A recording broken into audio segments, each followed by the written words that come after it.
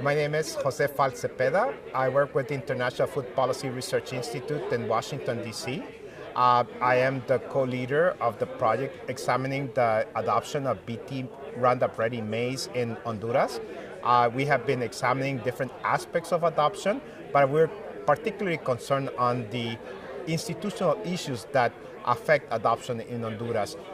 In fact, this is a second round survey that we have been conducting.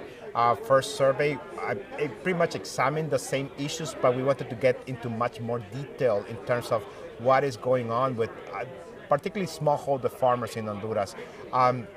The findings that we have discovered in the country is basically that GM farmers, or genetically modified farmers, BT Roundup Ready farmers, have actually gotten better yields than conventional farmers.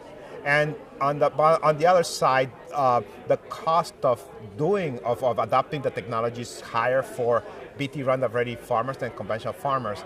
So in that sense, the big question became, what is the net benefit of using the technology in Honduras? And in the end, we found that BT Roundup Ready farmers get much higher net benefits from adopting the technology than not adopting farmers, the ones that use conventional hybrids, for example.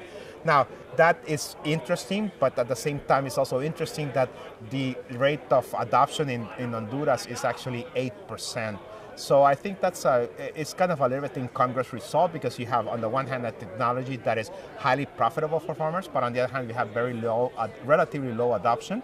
Then there must be some other issues that are actually used to explain why the low adoption has happened.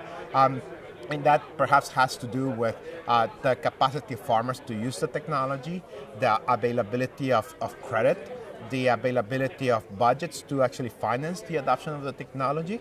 And there may be some issues in terms of the logistics, the infrastructure needed to actually deliver the technology to farmers. So that's one of our main findings in that particular project.